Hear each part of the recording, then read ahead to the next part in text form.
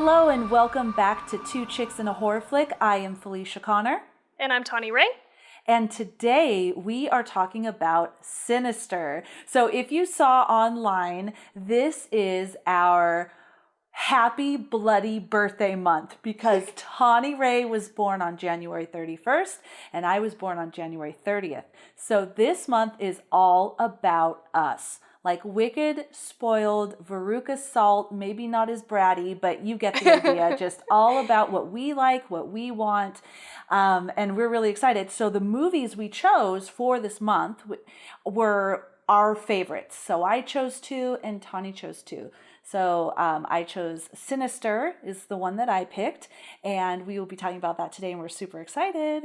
Yes. And what are you drinking, Felicia? So what I'm drinking, because I'm making this like, I'm going to have to put back that, way back in the day, way back in the old days when we first started the podcast, in our description, I had that little whiskey glass. Yeah. I'm going to have to put that bad boy back because now every day before we record, I'm like, what whiskey should I drink? I tell my husband, which one should I share on the podcast? So I am drinking whiskey. Nice. And I am drinking Smoke Wagon small batch straight bourbon whiskey. It's not smoky because I don't like smoky. Okay. You can kind of not see it at all, but that's it's a cool bottle though with a. Yeah, it's very ornate.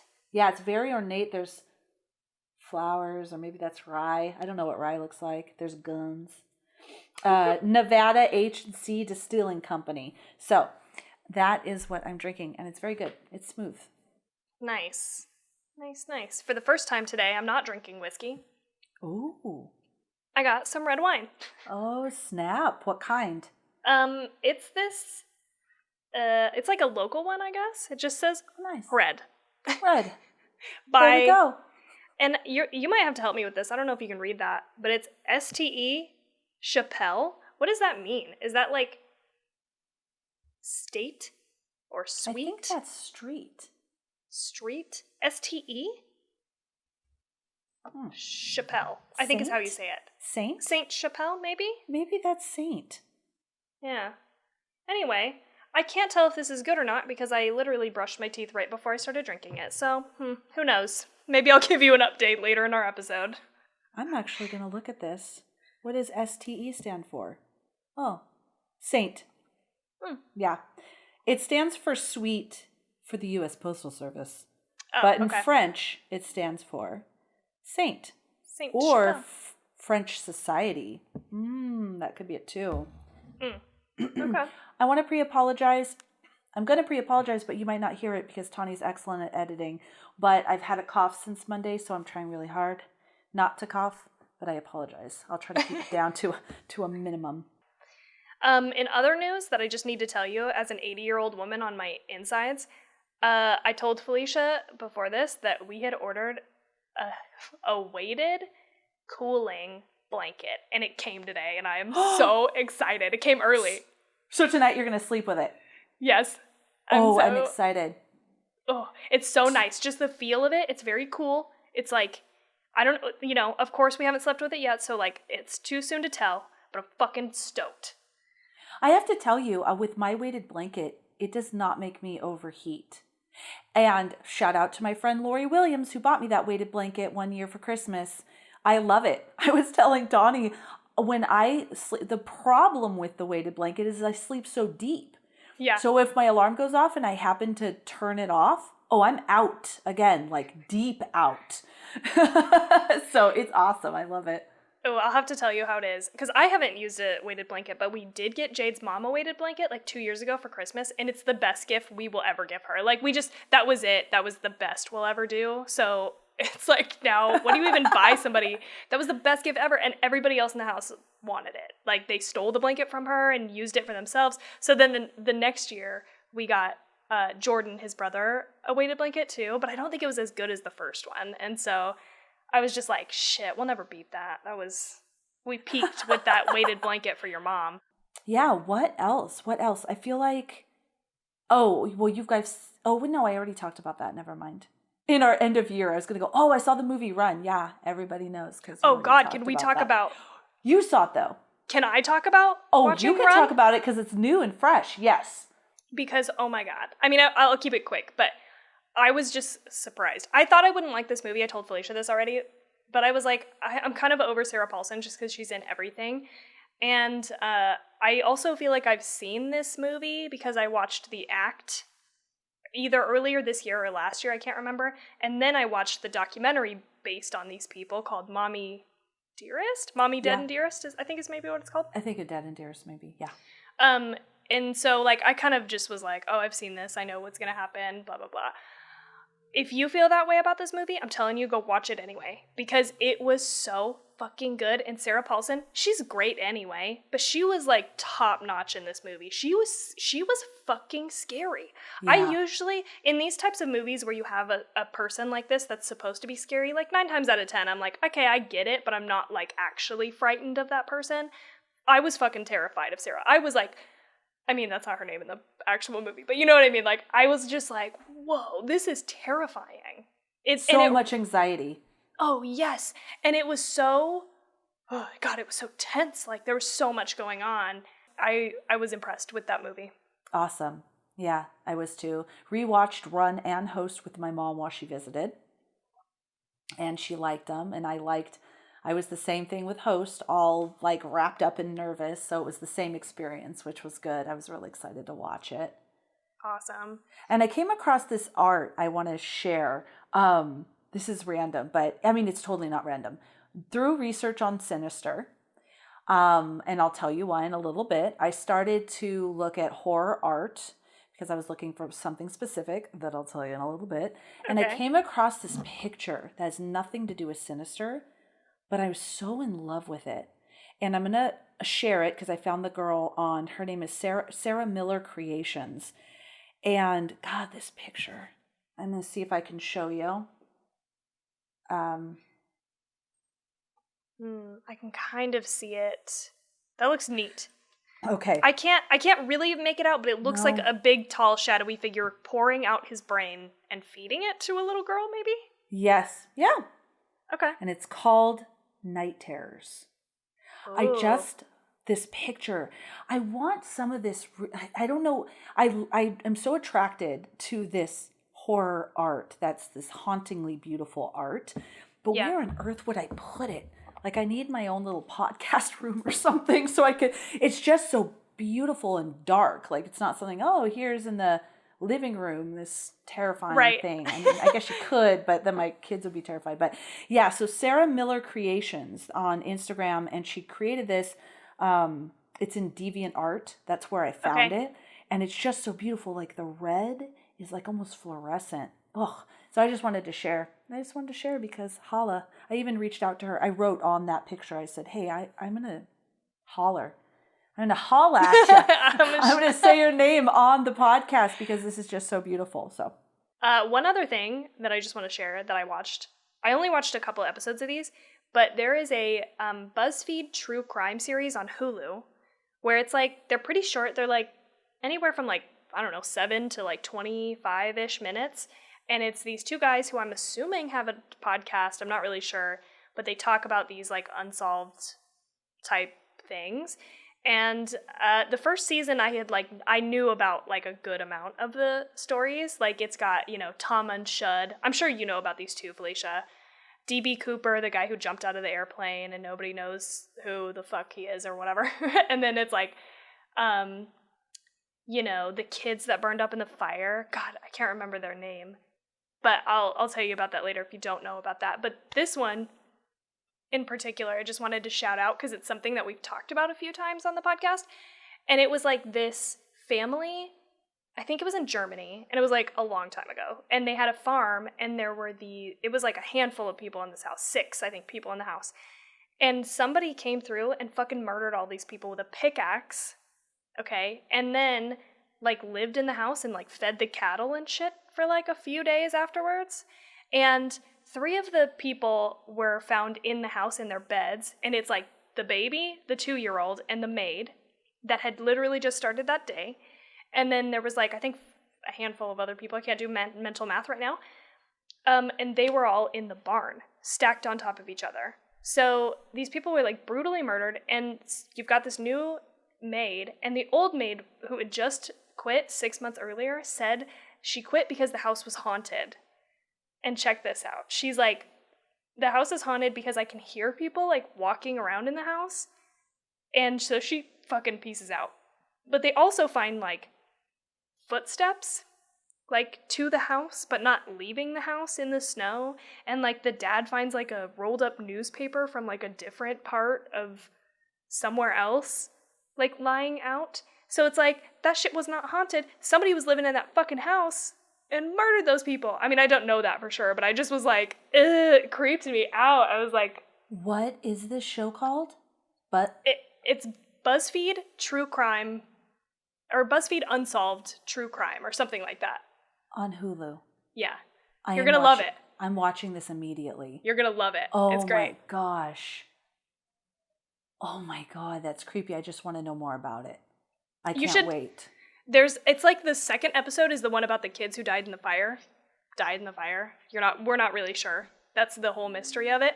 That one is one of my favorite unsolved stories of all time that I've ever read. Because there's like so much to it, and it's so fucking weird. You should definitely, because that'll give you like a quick, you'll be like, oh, this is kind of, but you can dig into the research on that one. It's cool. I am going to watch that immediately. That sounds right up my alley. You're going to love it. I want updates as you watch it. Oh, whatever. I will. I did want to update you guys too that I saw Promised Neverland. Remember that anime thing? I finished it all. So we did that. Like my daughter on New Year's Eve wanted us to finish the season. So I sat and watched all of them. And it was good. It's very dark and creepy. And I really liked it. So that's an update on that because I finished it and it's good. We're going to watch that. I'm excited about it. You've hyped it up enough for me to put it on the list, you know? Okay, good. You know what we didn't say? Happy New Year, people. Yes. Happy New Year. Happy 2021. We are so excited. We want to, we mentioned this in our last episode, but have more people on our show and be on people's shows and just do more. We're very excited for this year. Yeah, very promising. Maybe I shouldn't say that. It's a very promising year. I thought that last year. 2020. I was like, Jade was like, how are you feeling about it? I'm like, I'm a little shell-shocked. I was like, 2020, I was stoked. I was like, this is the beginning of a fucking decade. Like, I was like, oh, this is going to be a big fucking year. Like, I'm excited to, like, jump into it. And then it was just a shit show, obviously. And so now I'm like, I don't know. It's just like a regular year. It's just like totally normal. Everything's going to be fine. I'm trying to, like, sandbag it. You know what I mean? So, like, everything exceeds my expectations. Yeah, because if I look at my posts from the beginning of 2020, I had a bunch of, I'm ready, I'm taking 2020 on. And, you know, though, I do still feel like I did that, though. Like, we started the podcast and stuff like that. So I still do. It's just a very different experience of accomplishing things, of course. But no, 2021 is I feel it's going to be great, you know, because at least, not in a selfish way, but like, I don't know what's going to go on in the world, you know, we just gotta go with it. But as far as us and the podcast, I just love the friends that we've made and the connections we've made, and we've developed those over the course of 2020. So I'm excited to like develop it even deeper and make stronger connections and do like we said collaborations with other people and stuff like that. And so I'm excited for that, and that's going to be great. Me too. And to just keep it going, you know, just keep doing what we're doing. We're not stopping. It's the best. So much fun. This is the best. I think if we stopped on Friday nights, I would just cry and mourn and journal. Me too. Cry myself to sleep. Yep. So we're not stopping. We're going to keep going. No, so happy 2021. I'm excited. I don't know if you do any. Oh, cheers. Let's cheers it. Yes. Bing. I don't know if you do this, like picking a word for the year. Are you into that? I saw that. I saw that. I saw someone post something like that. What's your word? I saw it on Instagram. I did it last year, I think, and I don't remember what my word was. What are you? I don't know. I just started thinking about it today on the 2nd, so late.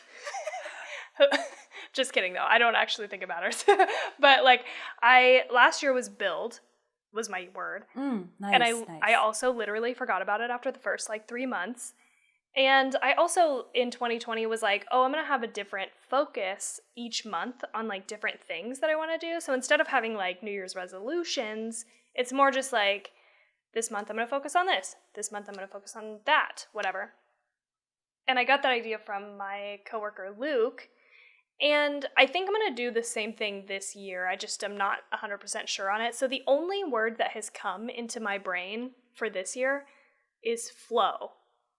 And it's because I like have a problem with getting into flow, I think. Like it's kind of difficult for me, but I feel the best when I'm in it. As I think we all do. I don't think I'm unique in that or anything. But it's just like I want to be able to flow and just like go with the flow. And so we'll see. I'm still kicking around ideas, but that's kind of the first one that came up that it was like, oh, that makes sense. And then I think my focus for January is going to be sleep because I already got like a head start with the weighted blanket, you know, like it'd be good to be able to focus on, okay, like maybe not looking at the phone right before I go to bed because I have a very bad habit of that and that does not help you sleep well. And the blanket should help and, you know, maybe getting like a white noise machine. I don't know. We'll see. We listen to rain every night. Do you? Mm-hmm. It seems to help. We can even say it. We just say, Alexa, please play Gentle Rain playlist by Spotify. My daughter even knows how to say it. I didn't want her to hear me and start playing. Well, you saying all of those things. So I've been really focused. Tawny and I started, we still need to finish, but the Danielle Lepore desire mapping. Yeah. And it's all about everything you do comes from these core desired feelings. And I do have my core desired feelings that I think, and I have been trying to focus on if I'm responding in a way or how I want to feel and responding in that way and how I want other people to feel. The feelings that came up to me were love, compassion, joy, peace, inspiration, and security. Those are the things I want to feel all the time. And what's really, after listening to you talk, and what's come more and more up for me when I'm meditating and stuff is the word joy. Like because I'll think at first when you said that, I thought, oh, abundance. I want, I want the podcast to, blow up. Flourish. At first I was going to say explode and I was like blow up. Well, that wasn't good either, but in a good way. Yeah. Flourish. I want my relationships to flourish. I want my, inner peace and calm to flourish. So abundance is one that I'm constantly thinking about, but then I take it back even more. I think maybe my word then for 2021 would be joy. Because why do I want all of those things to flourish? It's truly joyful. And feeling that joy in my heart. So maybe that. I'm not, I don't know though. Maybe it's abundance. Maybe it's joy. It takes a little bit of mulling over, but it makes sense, right?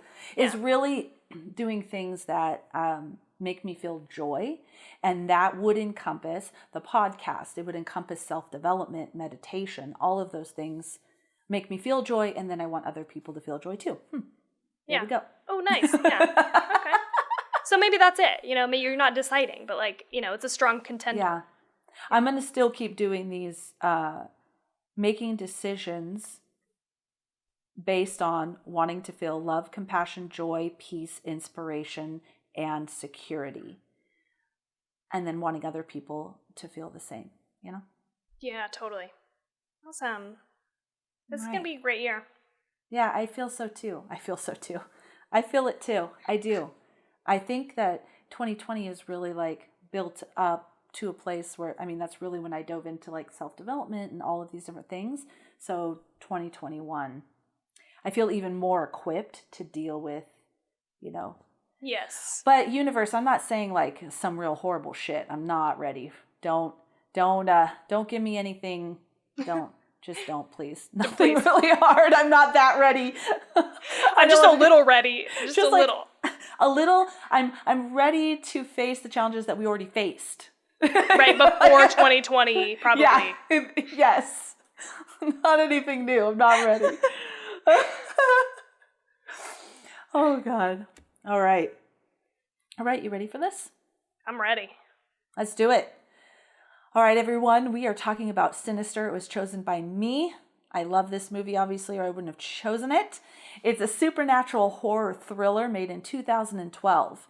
And the director is Scott Derrickson, and he has done stuff like The Exorcism of Emily Rose, Deliver Us from Evil, Marvel's Cinematic Universe, and Doctor Strange.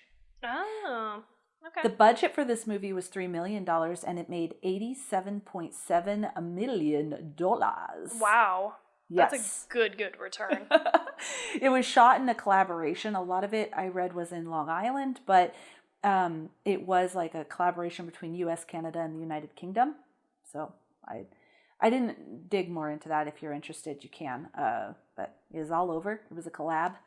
The ratings, it was a collabo. Rotten Tomatoes gave it 63%, and the rating average was 6.9 out of 10. Okay, we're gonna do the little mini, the quickie, the what? Two chicks and a quickie. 2 chicks and a quickie. I almost so I thought of this late. I was like, oh no, Tawny does that quick recap. Maybe we should just make it Tawny's.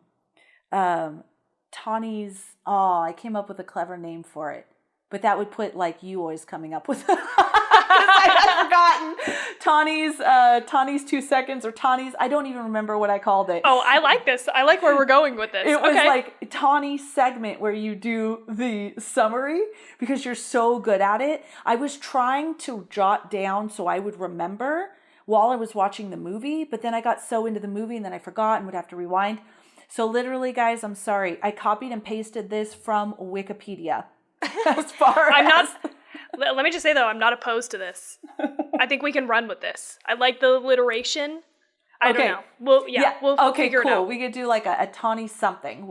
I'll have to remember what I had thought. I was like, maybe we'll just do that. Something specific to Tawny, her segment of the little recap. Okay, cool. So this is direct from Wikipedia. And this is we are going to ruin this movie. If this is your first episode with us, we do talk about everything. We don't want to be constricted and inhibited. We talk about it all. We also tend to curse. So if you don't like that, get out of here. Get out of here. Yeah, you're not gonna, you might not like it. Or maybe you'll like us, and so then you'll start warming up to cursing. We'll see. Oh, by the way, can I just interject real quick? I'm super excited, even though I really don't like Nicolas Cage. I'm excited to watch that History of Swear Words. I don't know if you've seen any ads for this. I haven't. For Netflix. It's on Netflix. I don't know when it comes out. It's sometime soon, but I'm fucking stoked. It's going to be great. Oh, I can't wait to watch that. Oh, I love it. I just hope it's in guys, we all need to really chill out. With, I think it is. I think it's very cool. Humorous and tongue-in-cheek kind of. Okay, cool. All right. Me. Okay. True crime writer Ellison Oswalt moves into a home with his wife Tracy, their son Trevor, and their daughter Ashley. Ellison moved into a home where a family was murdered and intends to use their case as a basis for his new book. He hopes his research reveals the fate of the Stevensons family's 5th member, Stephanie, who disappeared following the murders. Ellison finds a box in the attic that contains a projector and several reels of Super 8mm footage, each labeled as home movies. The films are footage depicting the murder of different families in various ways, including hanging, drowning, throat cutting, and arson. See, this isn't really going, detailed like you did through the movie. That's okay, though, because we'll get there. Okay, No. This is great. Each murder is performed by an unseen person holding the camera. Ellison notes the appearance of a mysterious symbol and a strange figure in the films. One night, Ellison investigates noises in the attic and discovers childlike drawings that depict the murders, with the strange figure called Mr. Boogie standing next to the victims. Ellison consults a local deputy and discovers that the murders in the Super 8 footage took place at different times and in different cities across the country. Ellison also learns that a child from each family went missing following every murder. The deputy refers Ellison to Professor Jonas, who specializes in the occult, to decipher the symbol in the films. Jonas says such symbols refer to an ancient and obscure pagan deity named Bagul, who would kill entire families and take one of their children to consume their soul slowly. Jonas suspects the murders are a part of a cult initiation rite. Sorry, my voice went away there. Rather than the work of a single person, stretching across decades. Ellison hears the film projector running one night and finds the missing children seated in the attic, watching one of the films. Bagul appears on camera before physically appearing before Ellison. Ellison takes the camera projector and films outside and then burns them. He tells Tracy, his wife, that they are moving back to their old house. We need to get the hell out of here. At his old home, Ellison receives a video call from Jonas, who sends him scans of historical images associated with Bagul, including the symbol in the murder movies. Early Christians believed that images of Bagul served as a gateway for the demon to come from the spiritual realm to the mortal world. The Bagul can possess children who come into contact with these images. Ellison discovers the unharmed projector and films in his attic of his new house, along with a new film labeled Extended Cut Endings. Right? That was in his new house. Yeah. Mm-hmm. The deputy calls Ellison and informs him that every murdered family had previously lived in the house where the last murder took place. Each new murder occurred shortly after the family moved from the crime scene into a new residence. By moving, Ellison has placed himself and his family in the line to be the next victims. The new footage depicts the missing children coming on screen following each murder, revealing themselves to be the killers under Bagul's influence. Almost done. Ellison becomes lightheaded and notices a green liquid at the bottom of his coffee mug, along with a note from his daughter Ashley that says, "Good night, Daddy," before losing consciousness. He awakes to find himself, Tracy, and Trevor bound and gagged on the floor. Ashley, under Bagul's possession, approaches them while filming with the 8mm camera. She murders her family with an axe, using their blood to paint pictures on the house walls, along with Bagul's symbol on a door. Ashley views the film of her murders, while drawing the murder in the lid of the home movies box. The missing children stare at her through the film, but flee when Bagul appears. He lifts Ashley into his arms and teleports into the film so he can eventually consume her soul. The box of films is seen sitting in the Oswalt family's attic, now accompanied by Ashley's reel. Which was called what? Painting the House or something? Yep. Yeah. So that's that. The cast, before we dive right in, the cast: Ethan Hawke played Ellison Oswalt, Juliet Rylance played Tracy, his wife. Michael Hall Daddario played his son Trevor. Claire Foley played his daughter Ashley. Nicholas King played Bagul, or Mr. Boogie. And then, this is random, but I liked him. So James Ranson played the deputy. Yep. Got to keep that guy in there. Got to keep him in there. I liked him. I even have a quote from him where he says, when he goes into Ellison's room where he does all his research, he's like, "Oh man, you got a map connected with yarn and everything." I know. All of his lines were so good. Yeah. And I was like, who the fuck is this? Like, I know I've seen him in something else. He's in It Chapter 2 as the older Eddie. And I was like, of course I love this guy, because I fucking loved him in that. Oh, he was so... I mean, I liked him in the first time I watched this movie, because I had already seen this. This was my, second viewing. But second time, having watched It Chapter 2, just made it even better. I was like, yes. Wow, so good. So, Tawny, tell me, what did you think of this movie? I mean, I love this movie. And I knew I loved this movie before we watched it, and I loved wasn't it again. sure. I didn't remember if you'd said you'd loved it. Like, I know I had said I loved it, and I didn't remember if you had. So, okay, cool. Yeah, it's really great. I mean, just overall, you've got, like, the thing that I like the most, I think, about this movie is that it has, like, a level of creativity that I just so appreciate. Mm-hmm. You know, it feels very fresh. I don't know. I think there were, like, a few movies after this that kind of were in the similar realm, like maybe Insidious or, you know, and like, but this, I personally rank this above Insidious. Insidious has, like, good moments, but this movie's plot is, like, just so great. And I should say, Jade had never seen this movie, which is so surprising. I thought we watched it together, but I guess we didn't. I watched it by myself. So today I'm like, oh, you should watch this movie if you have not seen it. So I got the pleasure of, like, watching Jade watch it for the first time, and he was like, this is fucking creepy. Like, he also really liked it because it's so well done. Like, it's just creepy. Like, that's, like, the best word I have for it. And so that's kind of my overall take, is it's just so, I don't know, it's well executed, it's creative, and it's just fun. It really subverts a lot of things that you think it's going to do, which I'll talk about later, but I love it. I love it too. That's why I picked it. And it's funny you say that about it, maybe being a notch above Insidious or, you know, movies like that, because actually in 2020, Forbes magazine conducted a study called the Science of Scare Project. And I actually have the graphic, so I'll share it on social media. They have, like, this cool graphic of all the different movies. So what it was is where the heart rate of the viewers were monitored while they watched a number of horror films.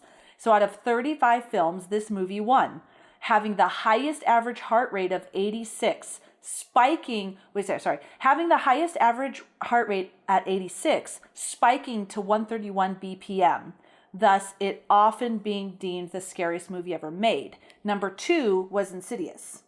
Oh. And the I'll just tell you, I have the top 6. There was 35, but number 2 was Insidious. Number 3 was The Conjuring. Number 4 was Hereditary. Number 5 was Paranormal Activity. Number 6 was The Babadook. Okay. Number 7 was The Descent. And then number 8 was The Visit. So I guess I have 8. I can't count.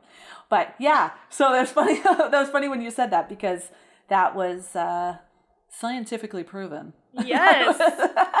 That it's a little bit above Insidious. Yes, exactly. Science. Interesting. Jade jumped a lot. He's a jumper. He had quite a few jump scares. So that's funny. So I personally liked them. When I was reading through the reviews, the people were split based on the jump scares. Really? So there were people that really loved it, or there were critics that criticized it for, and I have it right here because I want to use that verbiage. It received positive reviews praising the acting, direction, music, cinematography, atmosphere. So the majority of the movie. But received some criticism for the use of jump scares and horror cliches. Most notably, the lawnmower scene, which I fucking loved. That terrified me when it was all dark and they're just mowing the lawn and all of a sudden there was people. Like, I thought that was great. I loved that too. In fact, I think that's my favorite of the films within the movie. The lawnmower one is probably my favorite because it is so fucked up and unexpected, and, like, there's just all the movies you're sort of like, what is going on? But the lawnmower one is especially cruel and, like, oh God. I mean, they're all bad, but I don't know. Something about that one really is my probably favorite of them. Yeah, I thought that was excellent. I thought if they were going to criticize a jump scare, maybe it was when the Bagul's face would, like, pop right in front of you. Which shocked me. I didn't hate it, but that seems like a very... Maybe they're talking about horror cliches, maybe like that, but not the lawnmower. I thought that was really, I don't know, I just thought that was excellent. Me too. I would say there's 3 jump scares that if I had to rank them, would be the lowest. And like you're saying, there is 2 times in this movie that Bagul's face drops down in front, like really close to the camera. And it happens twice like that, one on either side, right? And both times, I feel like you don't see his face even enough to like understand what you're seeing.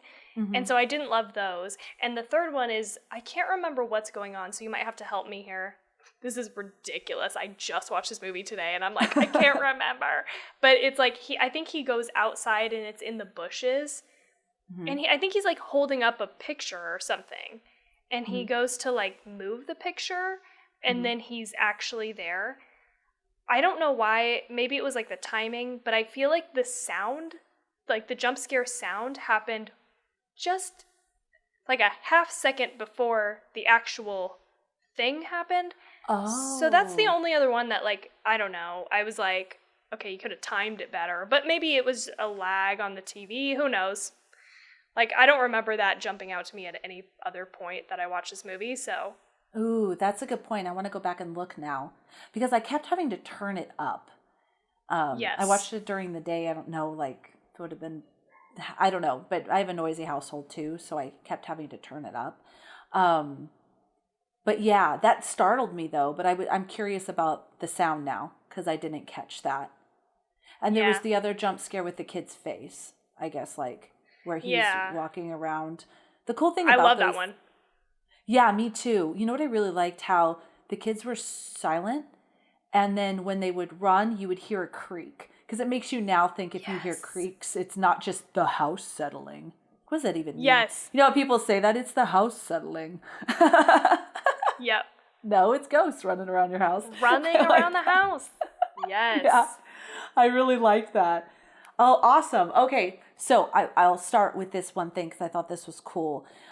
Sinister actually was inspired by a nightmare that co-writer C. Robert Cargill had after watching the 2002 film The Ring, in which, in his dream, he discovered a film in his attic depicting the hanging of an entire family.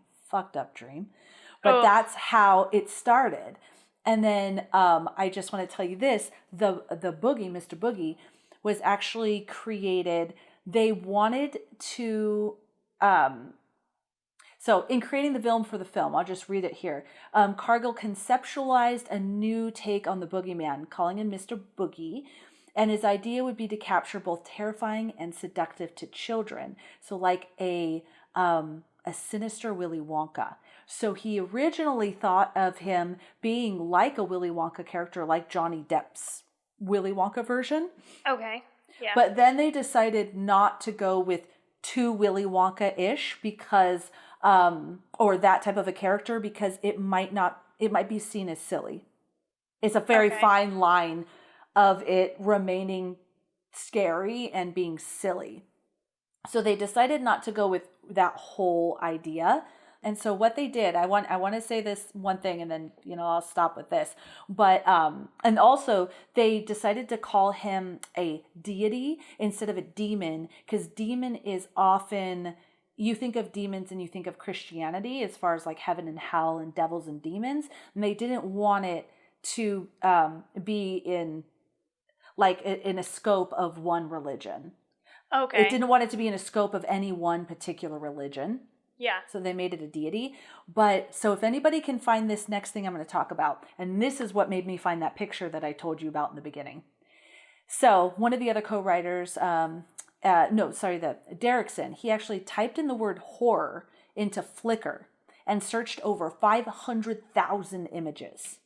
He narrowed all the images down to 15, including a photograph of a ghoul, which was tagged simply Natalie. That's what it was called. He was particularly struck by Natalie and decided, what if it's just this guy? Like, what if it's not a combination? What if this is the ghoul? So he and Derrickson contacted the photographer, purchased the rights to the image for $500. And fucking boo. Right. $500? Oh my God. I'm sorry, run it back. What did they make on this movie? 80-something million? Oh my God. I'm sorry, you person out there who That got created Natalie. $500. What a fucking shaft. That I know. person got shafted. Shafted, yes. Jesus fucking Christ. Talk about a fraction of the... Sorry, but God, that sucks. That's awful. Derrickson explained that the image appealed to him because it reminded him of the makeup and costumes worn by performers in black metal, while remaining unique enough as not to be directly linked to that genre. So, yeah. Do you have that image? Do you know? Okay, so, no, I need help. I Googled, I don't even really know how to Flickr, but like I tried to Google. I flickered all these different ways of trying to find this image. That's how I found the image of Sarah Miller Creations, because I was going through images trying to see, and I couldn't find it. Okay. All I found was a bunch of articles referencing that's where it came from, but I can't find that image. So if anyone has found the image, because I'm going to try some more, you better believe it. And if you guys find it, let us know, and we'll post it, because I want to see I just want to see it so bad. What it looks like. I mean, I guess it wouldn't shock me if that person had to take it down as part of that agreement, right? Oh. But who knows? Maybe it's out there somewhere. But still, really, like when you, I mean, I wouldn't be shocked either. But if you're already going to let people know that you got it from this thing, from this particular artist, then why not share it? Yeah. Well, if they bought the rights. They want to make it their own.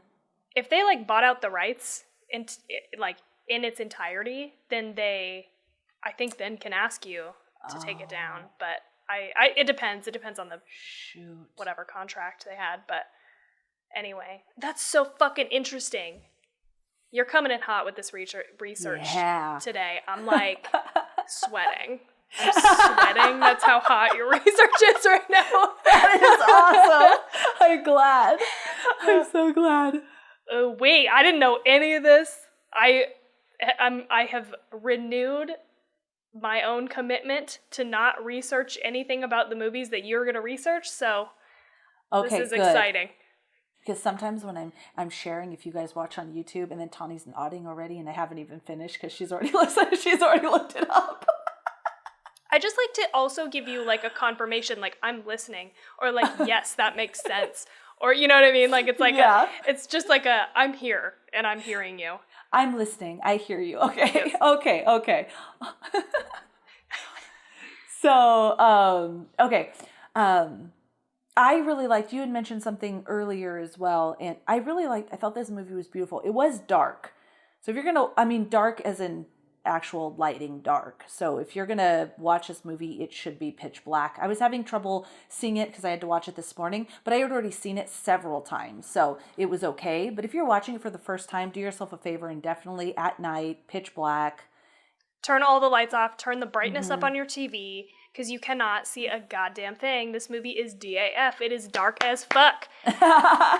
And listen, I have already listened to Horror Movie Crew's episode on this movie, and they talk about this a lot, because it is so fucking dark. They're not wrong. It is infuriatingly dark. Even watching it with Jade for the first time, because we did the same thing, right? Like, we tried to make it as dark. We watched it in the daytime, but we tried to make it as dark as possible. Turned off all the lights, and Jade was like, turn on a fucking light. Like, I tried not to say anything because I didn't want to, like, plant any seeds, for him. Yeah. But he was like, what in the actual fuck? Like, turn on some lights? I can't believe... He was like, I get how if the power goes out, when the power goes out and you have your phone, like flashlight, that's one thing. The rest of this movie is that dark, even in the daytime. So I'll try not to spend too much time complaining about this, because it is, I just feel like any normal human watches this movie and you're like, what the fuck? Somebody turn on some lights. Did they just cut the power to this house? But even in the daytime, they have a scene in the kitchen that you're like, I can actually see the sun outside. Why can't I see anybody's face or like where they are? But in a way, it does kind of add to the like mystery of the home. Like you really don't have a sense of the layout of this home because it's so goddamn dark. You have no idea what is where. Yeah, there's so many hallways and so many doors. Like, You really don't know where you're at. Yeah, I agree. Which maybe was intentional, and I could see how it would make you feel like you're lost in the house, like, you know, as a viewer. So maybe. But there was another scene that really killed me. This was my tippy top. Like, I hated this. There's a scene where the deputy, I can't remember his name, but he comes to the door, and they're talking to each other, and it's like straight up silhouette. Everybody's black. You can see some shit outside, which doesn't matter. You can't see anybody's goddamn face, and they're having like a conversation, and the shot is like way longer than it needs to be. I was getting so irritated. The deputy, the one we like, Deputy so-and-so? Yeah, I think it's the first time he comes to the house. And you're just like... The one that helps him, right? Yeah. Okay, so his name is Deputy so-and-so. Oh, in the movie? Yeah, they actually, yes. So they... like in the credits? Yeah, in the credits, it's Deputy. And in Sinister 2, I read that it's Deputy so-and-so returns or something like that. It's Deputy so-and-so is his name. They never say his name. Okay. Well, that makes me feel better. Yeah, I feel you. On the positive note, I thought there was some really beautiful elements. I love how they would do this this kind of skipping or glitching every once in a while. I loved how they would like I think that was when he was feeling like he had been drugged. Oh no, no. He had woken up in the middle of the night, and that's when he goes up. When he sees the bagul and the kids and he's kind of walking through the house, and there's like this little skip, like this little, you know what I mean? That kind of makes you feel unsteady. I loved when it was just like he was putting in the film, and it goes really zooms into the camera and like the film and I don't know how to explain it, but it's like click, click, click, click. And it's like all zoomed into the film. Like these little elements I thought were, I loved how for some of the murder scenes in the snuff films, you focus in on his face. He's kind of covering his face, but you can still see blurry what's going on. It's blurry, but it's in the film in the background. I liked those elements. I thought they were really, really nice. I did too, especially the one that stuck out to me was the one that he's watching the family get their throats slit. And they do this a couple times, but you see the reflection of the film in his glasses rather than watching it on the projector. And I just thought, what a fucking genius way to hide the fact that you maybe didn't get a super realistic throat slit. Like who? I don't know. I'm just assuming. I don't know that that's what happened. But if you couldn't make that look super real, what a genius way to hide that. Right? Like I was like, ooh, that is fucking good. You know, like that is so good. And it just also is cool in general, even if it did look great. And they just decided, we're going to cut back to this shot because you can see the reflection in the glasses. That was really good. And I will say, even though this movie is incredibly, like, infuriatingly dark, there are some shots that are amazing. Like, you see just the outline of his face or, you know, like, I could... How about the one where he fell asleep on the sofa and you see how long he slept by the sun rising? Coming up. And the window. Yeah, I liked that too. That was good. I thought that was pretty. Clever, yeah. I can tell you something. There is very little blood, almost no cursing, and no sex in this movie because the filmmakers were hoping for a PG-13 rating. That's why they did that. However, they still got an R based on the content alone. Okay. That's going to be an interesting conversation next week when we talk about The Grudge. Is that next? That's got to be next. Yeah, The Grudge is next. Yeah. The Grudge is next, and that's Tawny's pick. Okay. Yeah, so when you were talking about how, maybe it's not a realistic throat slit, I think this is why. Because they were hoping for a PG-13 rating. I liked how you see all the people get their throat slit, and then when it comes to the child, because that's often, we've talked about that, like, harder for people to watch, it's the blurry. Yes, and he can't even watch it. He can't even watch it. Walks away. Oh, shoot. I have something cool to tell you about that. Ethan Hawke had never seen the Super 8 snuff films prior to the date recording Sinister. So when the scene where his character watches the snuff films was ready to be recorded, the soundtrack was matched up with the films and Hawke played out his role. His reactions to the films were recorded for Sinister after and used in the final film. So those were his he's never seen them. Wow, that's awesome. That's really that's a cool That's a cool thing. Yeah. I think that's really, there's a couple of other movies where we've talked about that, where they hadn't shown them or hadn't, or like, was it Goodnight Mommy, where she hadn't met the kids? Was that the movie? Yes, where that was they kept one of the them. kids away from her? Yeah. So That they would have that weird relationship because she had never bonded with them. Oh, no, that Also, was I something think else. no, I think that's Okay. right. It might have been The Lodge. Was it The Lodge. Lodge? No, it was The Lodge. Yeah, Okay. where she had never met the kids had never met her. They didn't build a relationship. Yes. Yes. And Yes. wasn't it The Descent where they created these creatures and then the cast didn't even see them before they were shooting? Yep. Like, they do, directors choose to make these choices. Yeah. But it makes so much sense because you're capturing the actual authentic reaction in the moment, which is so smart and so fun. I bet it's just fun to be on set. Oh, today's the day Ethan Hawke is gonna watch these films for the first time. We're gonna capture it, so you better get it. Yes. I wanted to tell you about those films as well. I like to capture things I think Tawny will really appreciate too, because she's like a film person.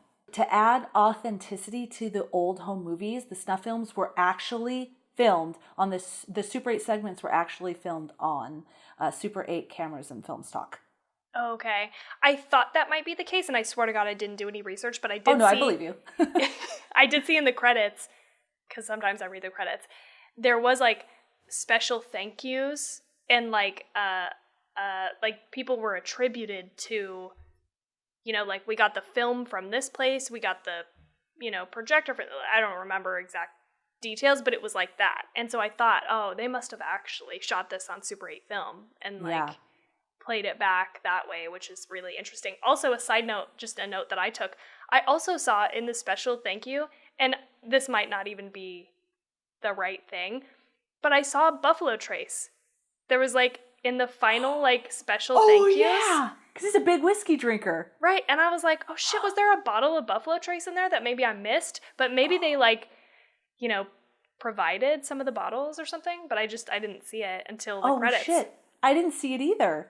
I mean, I knew he was drinking whiskey, and I'm like, he's a whiskey guy. Mm-hmm. But, oh shoot. Oh, that's cool. I'm glad you saw that. I would have never noticed that. We'd have to go back and see if we could find any actual bottle labels in the movie, because I didn't get a chance to before we are recording, but yeah. Maybe I do it and post it on social media. And at Buffalo Trace, and maybe they'll send us free bottles. Think big, right? Love that. I have to say, just like my favorite part of 31, which there weren't a lot of favorite parts in that one, but I love that old film footage. That was one of my favorite parts. I absolutely loved it. And I wrote here in my notes, I loved the intro. It was creepy as fuck. There's just opens up to this old, with these people hanging, this old camera footage. You're trying to figure out what's going on. And then the title, Sinister. Mm-hmm. Loved it. You got me. Yep. You have totally got me.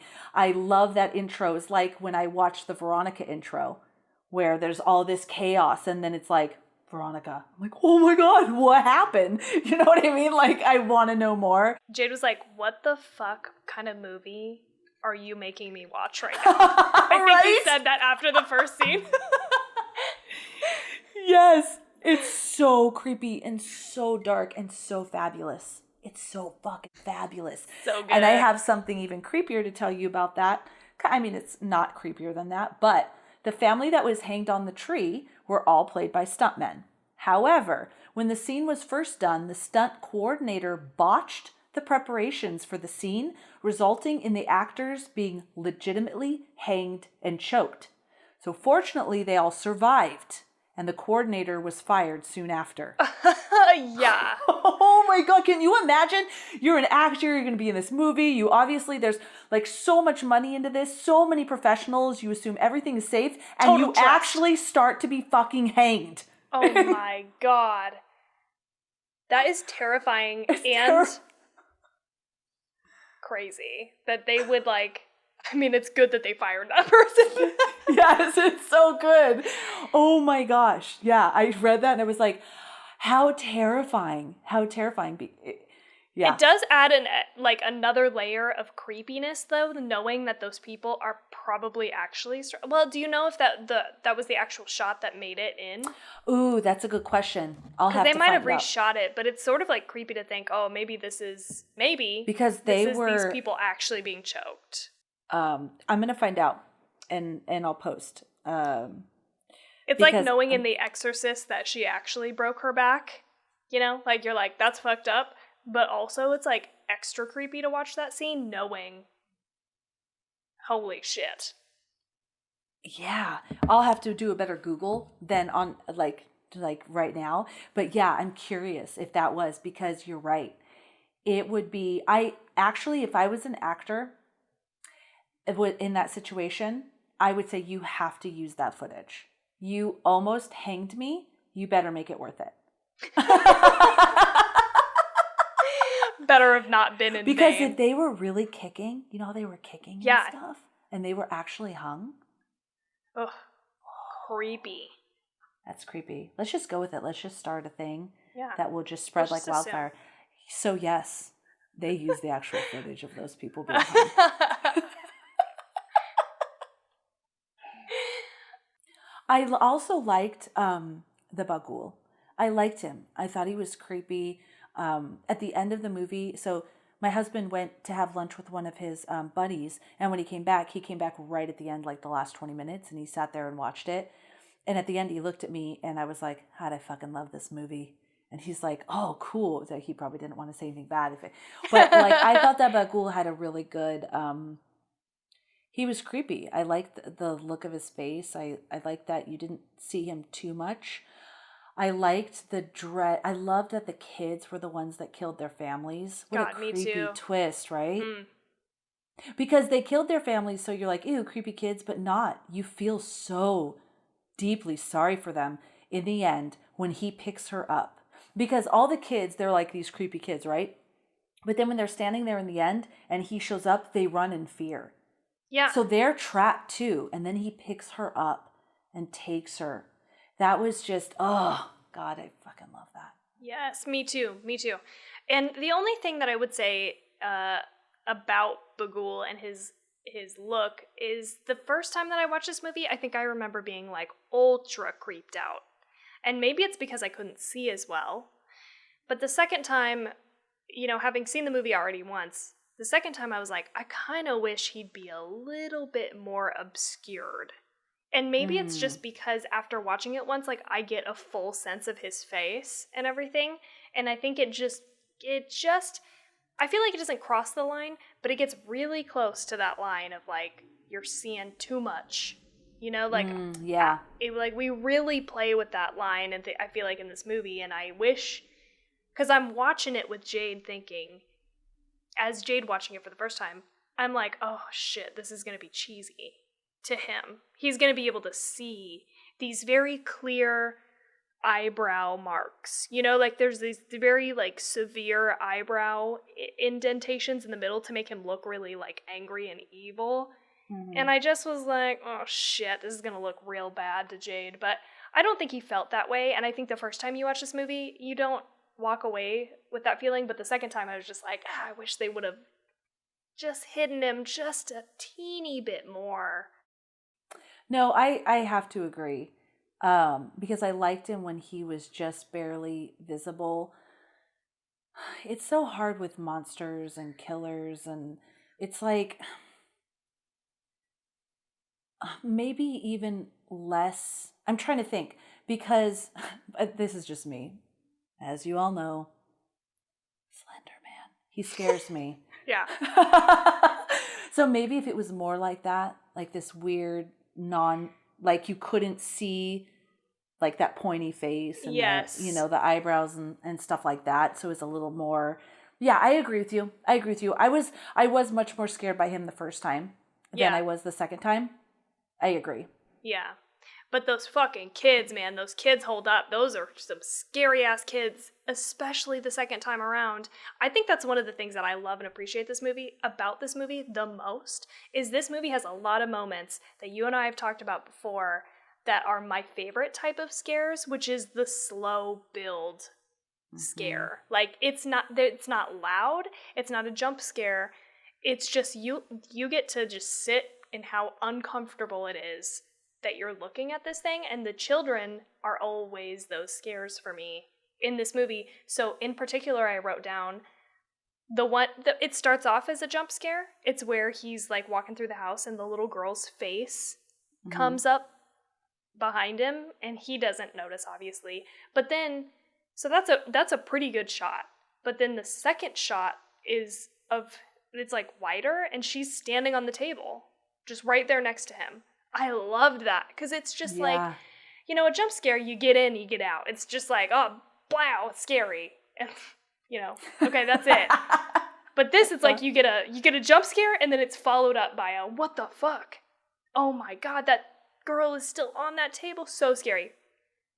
And probably one of my favorite scares, because I love this type of scare, is it's in the same sequence when he's walking around the house and there's like the slow motion children, but he's in a hallway or something, and he like, you know, reveals part of the hallway, and there's a child at the back of the hallway like hunched over getting ready to run.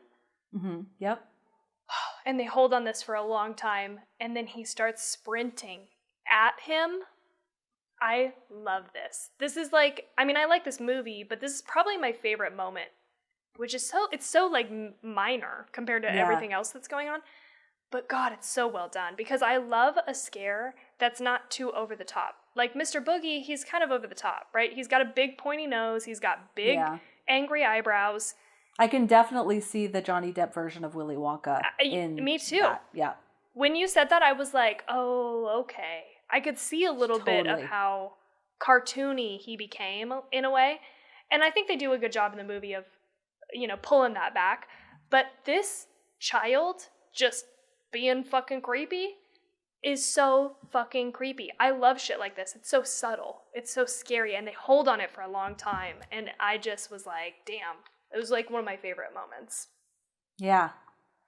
Ooh, what's my favorite moment? I don't even know. Well, actually, my favorite moments, I would have to say, but there are several moments, this is going to sound disturbing, but are the films. The films. The snuff films, because it's so, God, can you fucking imagine? So at first, and I wrote this in my notes actually, he finds the films, and his immediate not intention, but yeah, whatever, intention is I need to call the authorities. I found a lot of evidence, I need to call the authorities. And then he sees his old book, and he's like, I could really become infamous for this.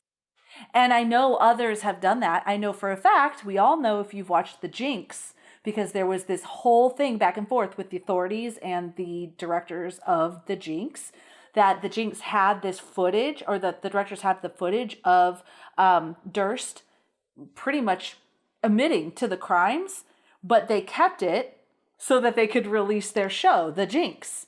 And so then the director, I believe, said, oh, I didn't know.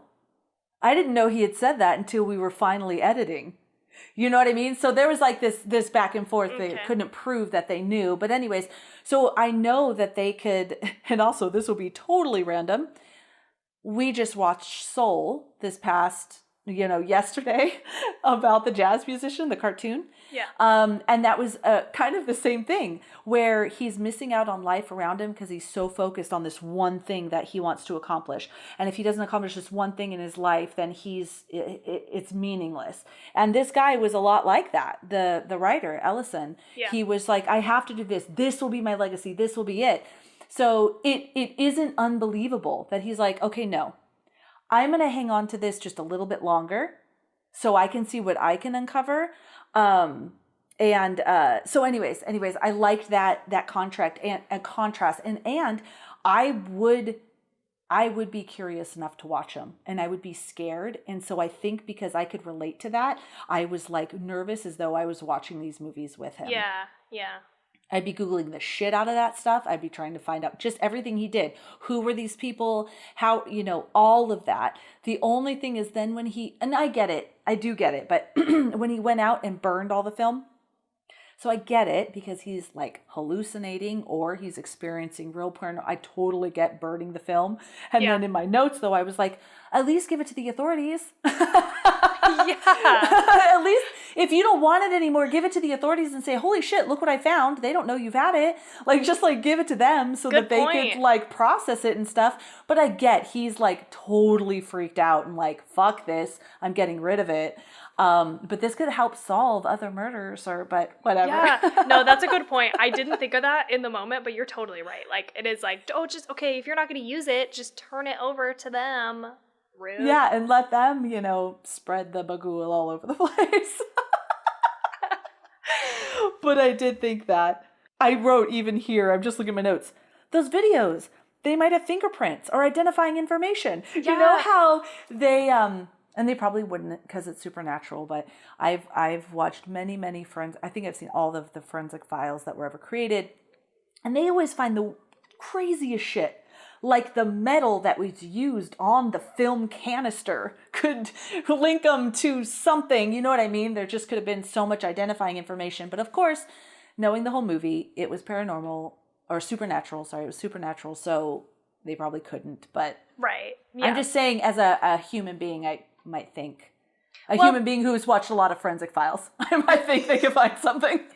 Well, but in the movie, I mean, at the point that he burns the films, you're as the audience, you're fully bought in that this is something paranormal or supernatural that's happening. But I feel like up until that point, he's very much like, oh, this is a serial killer. This is a person. Mm-hmm. This is somebody who's taking these children. So like, it's not outside the realm of like thinking to think, oh, this might still be a person who needs to be tracked down. I should probably give these tapes to the authorities. Yeah. The one thing which didn't ruin it for me, but it is something I noted. I loved the majority of Ethan Hawke's responses. His reactions to things were phenomenal. And then there was a few that I was like, come on. So for example, he goes up into the attic and finds this box with all the killings. It's the lid to a box, and it has children's drawings of the different families, their names, and how they died. And he encounters that snake and all of that. And then he's downstairs and he's like, wow, and he's pondering and stuff. Okay. The only problem with that is that was not there in your house. The only thing in your house, and it was clear as day, your attic was wiped clean except for the box of films. Totally empty. Yeah. Now you have a lid with all of these drawings and names. Okay. Days later or weeks later, I don't even know how long they've been there, is the murderer or somebody that knows about the murder sneaking into your house and putting that shit in there? That's never addressed. Yeah. Like, it's like he never thinks, oh, fuck. Like, you know what I mean? Yes. Jade had that same problem as a new viewer to this movie. He was like, wouldn't you think somebody's in your fucking house? And then even after one of those times, he goes through and locks all the doors. I'm like, okay, well, great. You're a little late, buddy. If somebody's in the house, they're already in the house. You just locked them the fuck in. Like, I don't know. Yes, I'm so glad you said that because when he went around locking the doors, I was like, all those fucking doors were unlocked? Like, you just left all of those doors unlocked and open? Like, what is wrong with these people? I know, this is not the time to be doing that. The time that you do that is like 8:30, 9 p.m. before everybody goes to sleep. Mm-hmm. What the fuck? I was like, this is ridiculous. What is wrong with these people? I haven't even experienced anything like this, and I make sure all the doors and windows are locked every night. Us too. Yes. Obviously, these people have not. Well, it's weird because he's a true crime writer. He should know. That's the reason I do this every night is because of all the true crime I've consumed. What the fuck? It has made me, like, every single night, I go through every single window and every single door. Because, the kids will open their windows and then they'll shut their windows and then maybe not think of locking it. It's not often because, I'm their mother. But I've discovered where I've gone in there and pushed on the window and it opened. We could have been killed tonight. exactly. This is a major plot hole, actually, that I didn't realize existed until right this moment. But you're like 100%. If he is writing about true crime, he should know better. Close all the fucking doors and lock them. Hello? Yeah. And then as soon as some weird shit is going on, like, why wouldn't you just assume someone's in here? Someone is getting into your, because let's face it, we don't immediately think of it's paranormal or supernatural. We don't think that when something's happening. Even earlier when you were talking about that Buzzfeed, thing that you were talking about, and when you were telling me that story about the family and the farm, I didn't know where you were going was that maid thought the house was haunted and gave it a new element. My mind thought just of, what person, what human did this and why? And you would as a human being. So why he wasn't more scared that somebody every night is sneaking into his house and going up into the attic and leaving shit around? Yeah. That was one thing that Similar to that, one of the only other things that I have a problem with this movie is, like, there are some moments with Ethan Hawke that are just fucking weird. Like, I just don't think they fit tonally with what's going on. And so that was the only thing this second watch for me that I was just like, I don't know. It's not that I don't think Ethan Hawke is, like, a good actor, but there are moments in this movie that I'm like, this is a weird fucking choice. Like, when he's sitting down, one of the top thing that I can think of right now is when he's sitting down with Deputy so-and-so, and he's just straight up just like, oh, how you doing? Are we friends? We're friends, right? Like, he's, like, very, like, laughy and jokey when, like, he, to me, in all other aspects of this movie, has been a very serious character. He's very, like, stoic. You know, like, I was like, this seems fucking out of left field for him to be, and it almost feels like it's making fun of itself in a way that it shouldn't be, because I get, like, I loved the Deputy so-and-so comedy element. Like, he brought, like, a good comedic effect. He was funny. It was endearing, wasn't it? It was just, like, the only thing I could say is he's so cute, and not like, oh, he's cute. Like, just he's just enamored and starstruck and wants to help, and he's so excited about it. It's cute is all I can say, and it's endearing. Yeah, I get what you're saying, though, not in, like, a condescending way, but, like, he's funny. He's truly funny. He's a funny character. But then you get this, like, him interacting with Ellison, and he's, like, it's just weird. I don't know. So there was, like, a few moments like that I was just like, I don't know what is happening here, but... Yeah, so that particular scene, I read it as, I totally see what you're saying, is Ellison is very uncomfortable because he realized what he's about to say is going to make him seem like he's nuts. Yeah. So he's, but it was awkward. And some moments I had that I don't have pinpointed were when these... some of his reactions to things were spot on. Like when the Bagul popped his face there and he fell down the thing and he was terrified. Like, there's some really good moments of him being terrified and upset. But then he transitions very quickly into business as usual. Yeah. Like, I don't know. I don't know. But I caught on enough to where it was a little disjointed for me. Yeah. With his character. I mean, again, it wasn't, like, enough to ruin it or anything, but it was just every once in a while I'd be like, well, this doesn't make sense. Like, and I don't know what the missing link is there. It's got to be something between acting, directing, writing, like, right? It's got to be, yeah, because if your next scene is, like, this different, is business as normal, then how do you... link the two, or how do you know what I mean? Yeah, I think it's exactly that. It's all of the above. Yeah. Oh, you might not want to walk around with a knife when you have a child that sleepwalks. That was another thing. Yep. He's walking around with a knife where just before, when he heard noises, he found his sleepwalking night terror child in a box, bending over backwards and screaming. So now this night when you hear it, I understand. Believe me, I'm the first one to go grab a knife. I have a baseball bat by my bed. An aluminum baseball bat. We also have a baseball bat underneath our bed. Nice. Okay. So I am all on board with the grab the knife. With this movie, when he grabbed the knife, I thought, well, you might not. Yeah. Your kids. Because especially when he went up into the attic, I think it was, and he opened a box with the knife, is that reminiscent to what we just saw where your kid was hiding in a box? So I thought the same thing. Yep. Okay. I was like, oh no, you're going to stab your child? He was just in a box? Yeah. And like. He was just in a box? This always gives me anxiety. Every time I see this in a movie, even if it's not horror, it's like, okay, somebody grabs like a weapon and they're in their house. I'm immediately like, that person is going to shoot their child or stab their child or hit their child or whatever. Like, and it happens in some movies for sure. Like, and I'm just constantly like, fuck, here we go. Like, it's always like what I have, the reaction I have.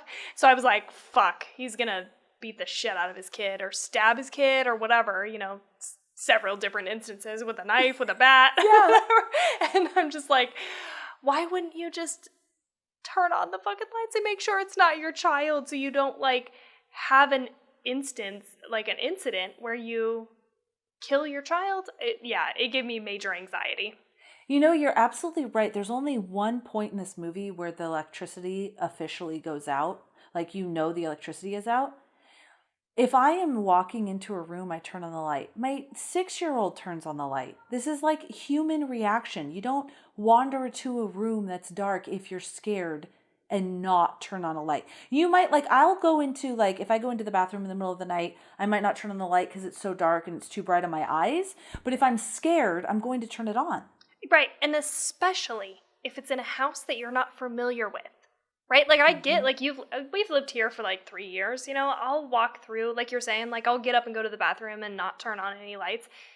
But also, you better believe we got fucking night lights and shit, okay? I leave the light above the stove on 24/7.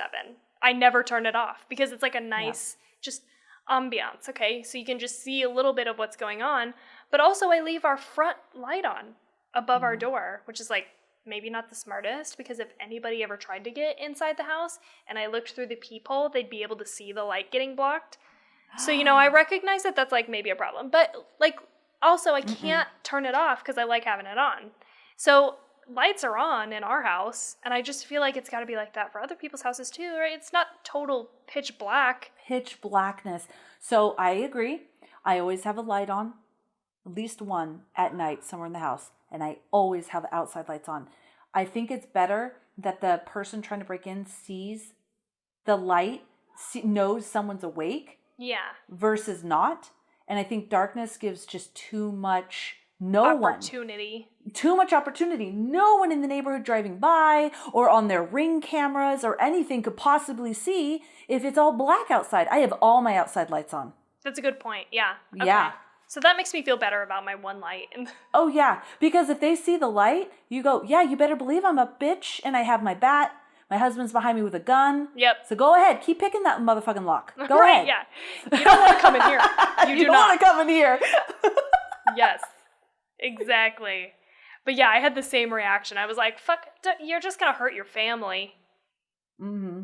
I don't know. Especially because he has that kid that not only sleepwalks, it is next level sleepwalking. When he's in the bushes, because I remembered the box scene, because it's rememberable. I cannot, I did that in one of our last episodes too. It's rememberable. And because I did listen to Horror Movie Crew's episode on this, and so they were talking about it, and I was like, oh yeah. But the scene when he's in the bushes got me by surprise too. I was like, oh shit, because his little eyes, he's all scared out there in the bushes. I was like, huh. Yeah, that was great, those eyes. So scary. Yeah, that was creepy. Ugh. That was scary. The next dog scene, I know they just wanted to show the dog was growling at the ghost kids, but I didn't think that was necessary, but it didn't ruin it for me either. This is just because I'm really picking the movie apart. Me too. I'm being real nitpicky. Yeah, it wasn't necessary, but it wasn't like if you're watching it so unnecessary that you're like, what the fuck was that? Not at all. I just am picking it apart. Yeah. You know what I did like, though, was the fucking dynamics, like the family dynamics. Like, I liked how fucking pretty real they felt. Like, they felt like a real couple who had been together for a long time, that finally, like, there was like a, straw that broke the camel's back, and they have that screaming match in their bedroom. And I just was like, this is fucking good. That was one of the highlights of this movie. Watching it a second time was just like, God damn, this is like well done. Because they're just like letting it all, it's just very like, I don't know what the right word is, but it's like very realistic of a conversation you'd have, right? In this situation. Oh, this is all for you. And he's like, don't say that. And she's like, it fucking is. It's not about us. You could go and write textbooks. You could edit for other things. Your legacy is your children, but you don't see it that way. You think these books are your legacy. And so you're totally focused on that. This movie, really, the theme is like not seeing the forest through the trees. Like he's just so fucking focused on his next big hit that he can't see what's right in front of him, which is his family. He's not like focused on them at all. It's just all about this case and writing another book and like hitting it big. And it's like really sad from that perspective. But they duke it out, like yelling at each other. I loved that scene. I thought it was so spot on. That scene was great because you feel it. Like, I know I've had arguments like that and in my past, and I think we all have on some level, of as what I mean is you're speaking your mind, you're so frustrated and you're explaining it, and the responses from the person or they're coming back, you're like, oh, you're not getting it, you know what I mean? They did that really great because he was like, oh, she and he's like, what? She painted a picture of a kid that had died, and she's like, are you fucking kidding me? Like, we've all felt that. And with all of that, like, he's not seeing it, but I also, on the flip side, who the fuck wants to edit textbooks for the rest of your life? Yeah, totally. You know what I mean? Like, but he's taking it too far where he's totally disregarding the needs of his family. I totally think he was in the wrong in that sense. I'm moving into that house, knowing how his wife feels, and like that was too much. Yeah. But I also see on the flip side, he just wants to, because he probably had that big hit with that one book. But it wasn't big enough in this, he had that big hit and it was probably big enough until he had 2 failures. So it's almost like redeeming his name as a credible writer, as someone who's credible, because there was like a point in a conversation with, I think the deputy, the sheriff, where he says, your incorrections, your mistakes in your other book, let a killer go. Yeah. He says that in there. So it's like a big mistake. And he wants to be back at when he had that big hit because writing is his passion. And and she had mentioned, I wish you would write fiction, but he wasn't very good at that. His big break was true crime. And so now he just wants that again.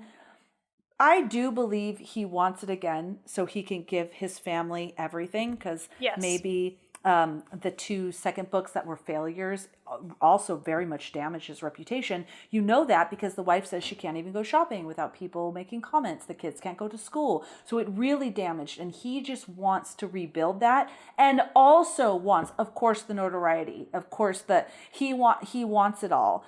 So it's just very real. Yes. It was a good word, Tawny. Real. That's what it was. Yeah. And let me ask you a question released. I literally was writing down pacing. Okay, because that's another thing I really liked about this movie, and we can talk about that in a minute. But related to that, one of the questions I have for you, there's a moment when he's watching one of those old tapes of him being interviewed, and he jokes with the person, because I think they ask, why did you decide to write this book? And he goes, oh, for the money and the fame or something. And he He's like, no, I'm just kidding. Really, it's about like, you know, whatever. He moves on in the interview, but they cut back to... Justice. Is Yeah, what he says. okay, Yeah. justice. But they cut back to him watching the tape in right now time, and he rolls his eyes, and I just thought, I don't know. I'm not 100% sure why he rolls his eyes. He could have rolled his eyes at his own self for like a million different reasons. What was your take on that moment? So that's really good. So as far as, first I want to mention when he says the money and the fame. No, it's the justice. I think it's the money and the fame and providing for his family. I don't think it has anything to do with justice, really. I didn't get that feeling through the movie that he's trying to find justice for these people. I get very much driven that he wants his next hit so he can provide for his family and himself. I get that, but I don't feel the justice piece. So when he rolls his eyes, my first take on it and when I watched it was that, like in the interview, he was young and he was trying to be like, charming and funny. And he's like, fuck, what a dweeb. Like if we were to watch videos of us as kids, we'd be like, oh my God. Yeah. I thought I was so cool. That's how I Yes. took it. That's how I took it. Okay. What did you take it at? What did you think? In my head, like I ran through a few scenarios, right? And I think that was the first one.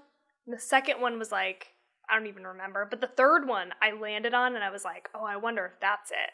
And I don't know. I think this is up to interpretation. But my last one was, I wonder if he's rolling his eyes because this is not an area that has brought him fame or money, right? Like he's like rolling his eyes at his own naivete about how he thought this would bring him so much money. And he's like, here I am 3 books later, and I'm not where I want to be. Oh boy. You know, like, that's what I thought. I don't know. And so I don't know. I think there's a few different ways to read it, but that was kind of my third and final, like, oh, maybe. Ooh, I like that. So it's very loaded. So with his first book, it was a success, but also all the fucking drama. Like his second 2 books, like really, it did a lot of damage to his reputation and his family and how naive. Because you're right, I like that. Because if you think about it, he wrote that first book and he probably felt like, fuck yeah, look at me. So he goes into his second book thinking the same thing and really screwed up. And then I think he wrote another one because I think they say your last 2 books and screwed up too. So he's thinking that he's such hot shit and that it's going to bring all of this and not thinking about the damage. Yes, the repercussions of Yeah. what he's doing. Yeah. Yeah, that's good. Oh, I like that. I like that. You always bring really interesting questions. Thank you. I have this this little thing. It's just like a tiny thing. In the scenes where there's a scorpion and a snake are shown in the attic. These are 2 of Bagul's forms as depicted in ancient drawings that Professor Jonas sent. In case you missed that, I put that down there. And just something a little bit about the Bagul, because I always like to research, just like in Hereditary, the actual deity and if it's real and kind of what the backstory is. And so for this one, the Bagul, sorry, not the Bagul. Bagul is not a deity that's taken from any real world belief system. So he's totally made up. However, he is provided with a backstory that makes him... Okay, so he is, however, provided with a backstory through that professor that makes him the brother of Moloch, a pagan deity, a real pagan deity who practiced or worshiped, I'm sorry, guys. Woo! Okay. Makes him the brother of Moloch, a pagan deity practiced or worshipped by Canaanites, Phoenicians, and related cultures in North Africa and the Levant. So Moloch, or Malcolm, or Milcom, is a biblical name of a Canaanite, and I'm sorry if I'm saying that right, Canaanite, I think it's Canaanite, god associated with child sacrifice through fire or war. And so the name Moloch results in a derogatory expression of meaning king. And there is, I was doing some research on it. There are still, well, hopefully there's not still child sacrifice, but there were many different groups of people that did worship this god or deity and would sacrifice children to it. So it's Bagul itself, in that word, is not a real deity, but there is some real background as far as people worshiping this Moloch and sacrificing children to him as well. You know, I think you get that sense, and that's what makes this movie feel so fucking, like, rooted in reality. Even if they didn't pull from real things, they give it, like, this whole, you know, mythos. Like, we've got, like, a whole world of it. You know, there's this guy, and, you know, what did people believe about him? And, I mean, you know, whatever. And I think that is something that I really appreciate in movies, and that I think makes them so much better for me. And I think, you know, this movie does a good job. The Exorcist. Hereditary. Hereditary is, yep. That's a great example too. I love those things that are like, there's a background. It's not just, you know, made up for the movie. I love it when I Google after a movie and there's some element that's real. And even real, like we're talking about this deity that they sacrifice children to. I'm not saying the deity is real, right? But the idea of him was real enough that real people sacrifice real children to him. You know what I mean? Same thing with Hereditary and that deity in there. I forgot his name, but I like when I look and I see there's an element of truth or something in real society. It's totally creepy. It makes it scary. And this is another thing I wrote down, and I wish I could remember the person that said it, but it was in that Eli Roth's History of Horror, and they were talking about this movie. And they said, God, I'm sorry, I don't remember who it was, but they were like, Sinister felt scary to me. Like, it felt like a dangerous movie, and those are the best horror movies that feel like they're dangerous just because you watched them.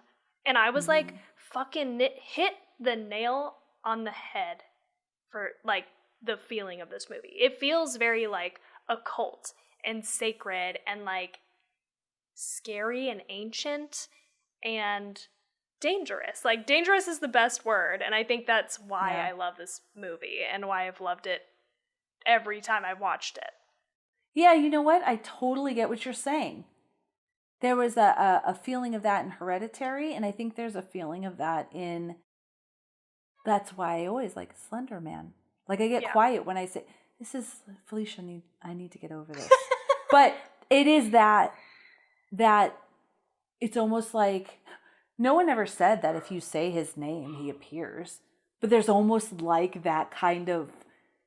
For me, anyways, or what you're talking about, this air about it, mystery, this air about it, that you're summoning something evil. Like, you know what? When I go to bed after a movie, even like a psychological horror or a slasher, any of those, I'm okay.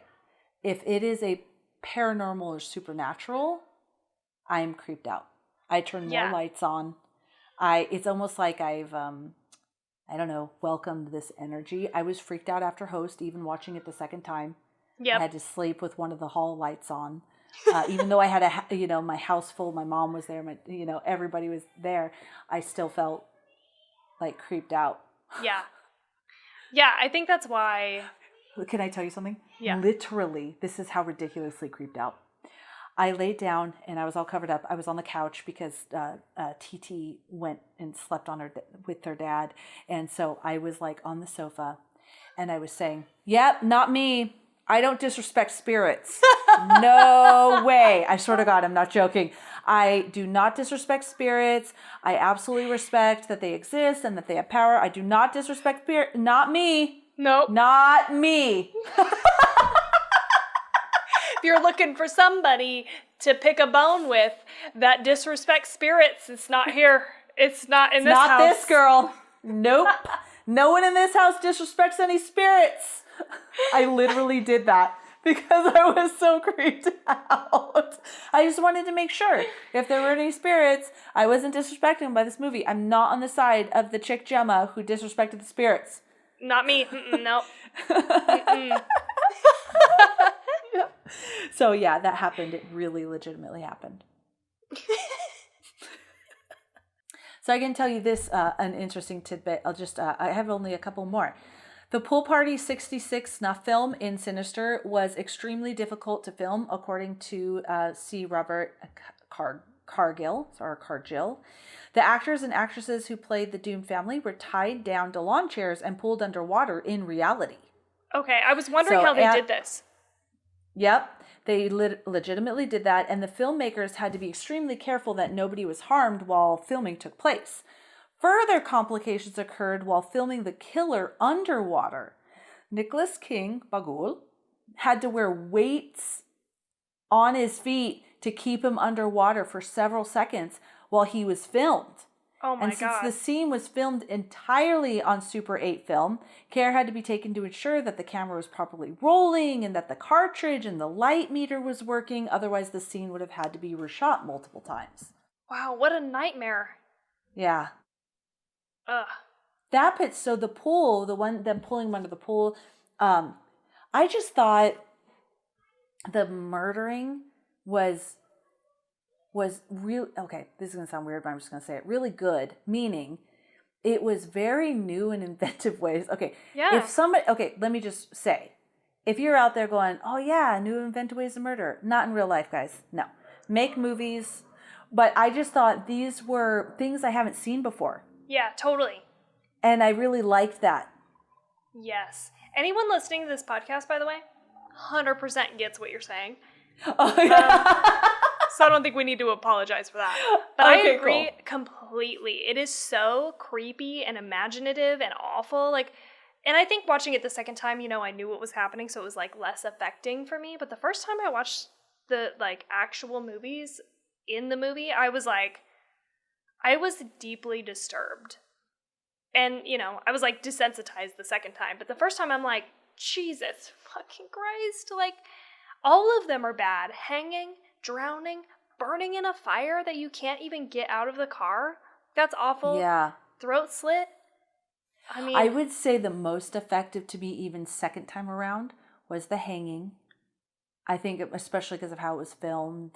I thought how it was filmed was beautiful and curious. I rewound it 4 times because you see the thing cutting in the top, but you don't really see it, right? So I kept rewinding it to look at that spot again or look at this spot. And then the other one was the lawnmower. Yeah. That still got me this time around. And it's not even my second time around. I've seen this movie 5 times and it still got me. Yeah.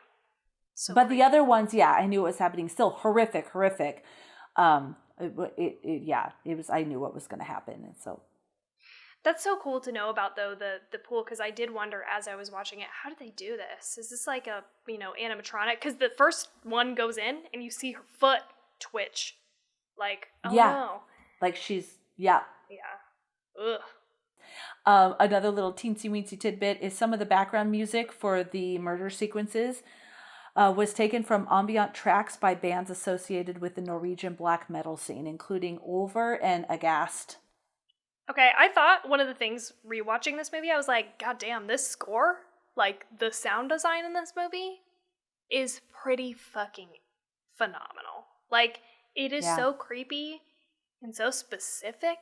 It's some shit you haven't heard in other movies, Mm-hmm. And it stands out just a little bit, but not enough for it to be a bad choice. You're like, what's happening here? But I like it. Yeah. My last tidbit is just hanging with me. It's a couple sentences long. Let's say 3. But this was something when it was kept talking about 8 millimeter and all of that Super 8 film. Because years ago I saw a movie, I don't know if you did, I think it was called 8 millimeter. Super 8? About the snuff films, right? Oh, nope. No, I think it was called different 8 movie. I was thinking of a different movie. I was thinking of that Steven Spielberg joint, Super 8. not. Oh, okay. No. This is 8mm was a movie with Nicolas Cage, and it was about snuff films, and it's called 8mm. It was made in 1999.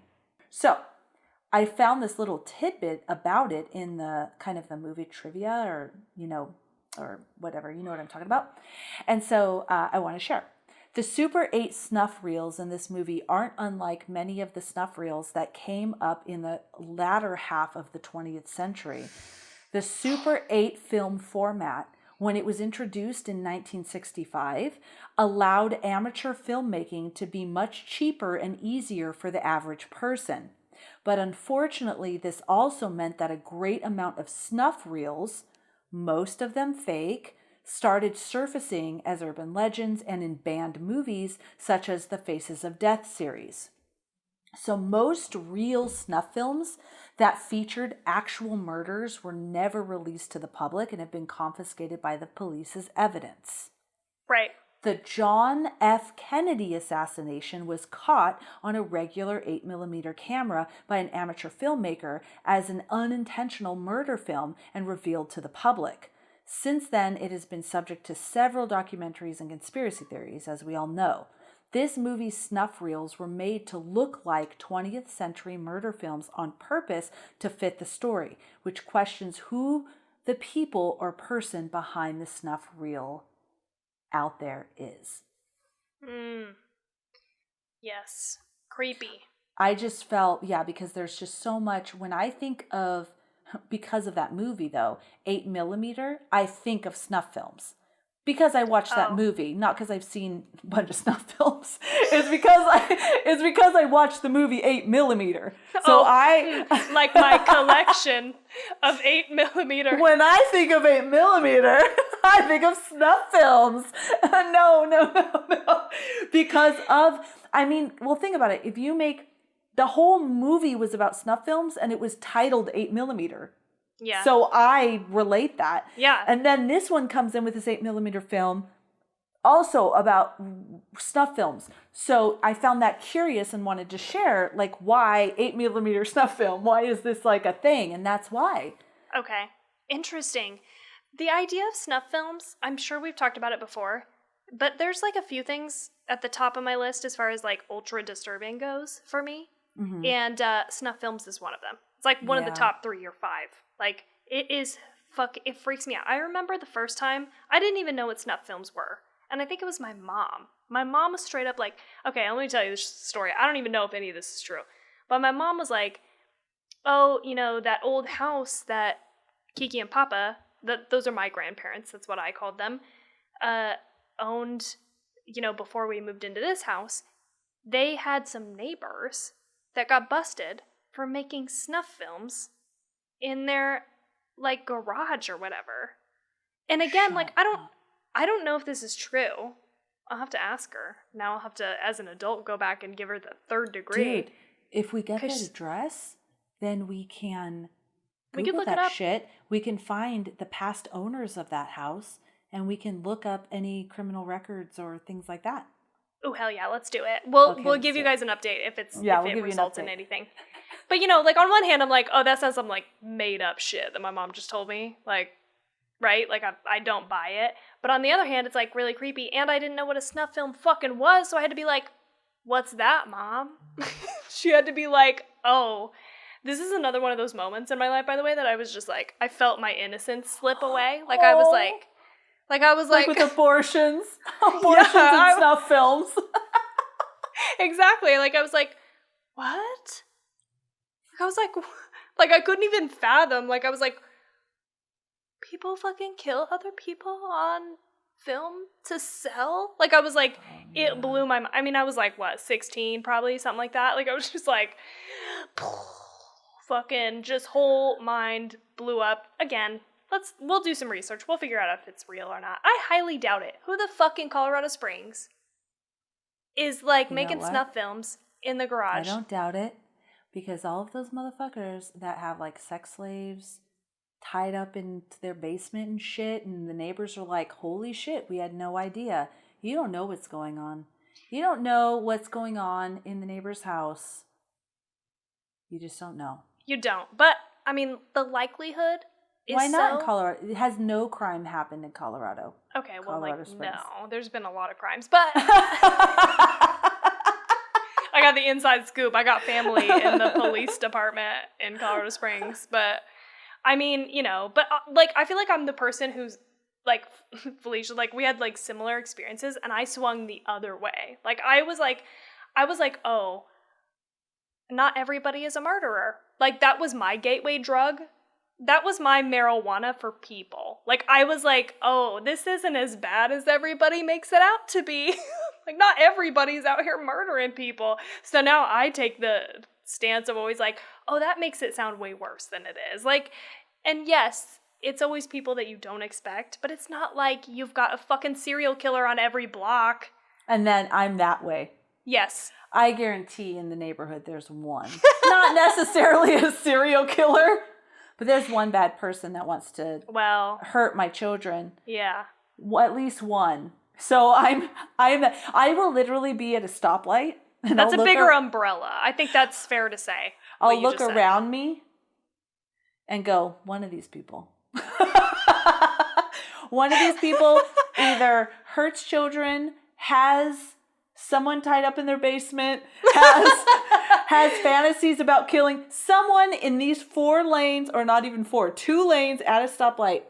One of these motherfuckers. That's how narrow it is for me. That's every stoplight. Every stoplight, there's got to be someone.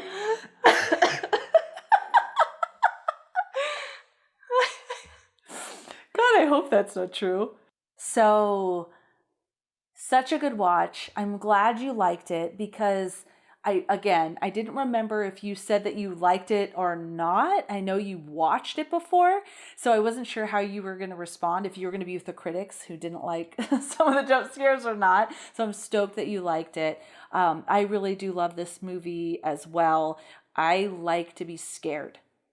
I like to be, when I sit down for a movie, I want to be emotionally moved. I know you've all heard this before, but I want to cry if I'm meant to cry. I want to cry with joy. Actually, we were watching Soul. My dad was here and he watched it with us and I cried. And he goes, "Why are you crying? It's happy." Tears of joy, Dad. Yes. And he's like, okay, there's tears of joy, there's tears of fear, there's tears of sadness. I want to be brought to tears when I watch a movie. My friend Paige, this is like her favorite type of movie almost. Well, maybe I don't know, maybe it's second favorite because she also loves horror. But she's like, I love feeling happy sad. And I had never thought of that as like a genre, but it's like totally true. And there's so many movies that are happy sad at the same time. And you're just like, you cry. And it's like, I don't know, maybe for one or maybe for both at the same time. And I didn't think of that until she said that. And I was just like, you're fucking right. That is, I cry every time. Happy, sad. Mm-hmm. When legit, like in Soul, I won't ruin the ending because that's not what this episode's about. But, it, you know, or not even the ending, but in a portion of the movie, it's happy. This is good. But the message of really loving and enjoying each moment of your life. I'm crying. So it's happy, sad, totally. It's not like happy, sad, like Up, you know. Ooh, Up is happy, sad, though. For sure. Well, it's sad, sad, though, too. But like happy, but still sad, like the love of his life, right? Yeah. Yeah. So, I mean, it's... Fuck. Yeah. Anyway, okay, yes, we love being happy, sad. So, Tawny, what would you rate this movie? Don't ask me this. I don't know. I'm not ready. No, I'm not ready. That's why I asked you first. So, I came in here, balls to the wall, 5, because it's one of my favorite movies. Yeah. And then I thought, well, do I want to rate it a 5? Do I want to go a little bit lower since we have, all these points? We have a whole wide spectrum of points we can use now. Do I want to do that just to preserve the 5? Right. Yeah. So I think for me, based on everything we talked about, I'm going between a 4.85 and a 4.9. So it's still high. It's still very high. You bitch. Never in the history of Two Chicks in a Horror Flick have we done more than a quarter. Oh shit! I'm introducing a new. She is. That's okay. If that's your rating, you do it. Because I feel like, God, but like, what is the difference? Like, you don't have any reference. What's the difference between a 4.8 and a 4.9? Well, like, there's points in there. So if I watch something that's a little bit better, but it's not a 5, I have wiggle room. Okay. But, okay, so what I'm going to give this movie... Hold on. I will give this movie a 4.9. Okay. And this is the reason why. When I rewatched it, I was still freaked out. I still loved it. But there was elements that weren't as impactful. And I have other movies that I've seen many times and still terrify the shit out of me when I watch it. That is a 5 for me. Or I have a very intense emotional response, right? Like Halloween, I'm not terrified all the time, but you know what I'm saying. Okay, I take it all back. I give it a 5. Okay. I give it a 5. I loved it. I loved it. I loved the videos of it. Even though I knew how the murders were going to happen, I still liked watching that, like, that 8mm film of it. It was creepy. Even though there was elements that I was nitpicking, it was really just because we were taking apart the movie. Yeah. I love it. I love it. I give it a 5. Okay. Okay. All right. Yeah. You've talked me up a little bit because I came in and I was like, I think I'm going to give this a 4, which is like, I love, bad. Right? Yeah. Like 4s are like, I reserve my 4s. Yeah. Those are for good. like real good movies. But I do think this movie is a little bit above that because of the snuff film aspect and the Super 8 and also just the fucking, like, the creativity of it. And I'm going to sneak in my last couple bullet points because...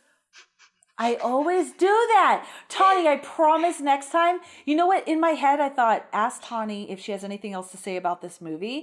And then I didn't. I just didn't. No worries. But that's okay. I'm going to sneak them in right here.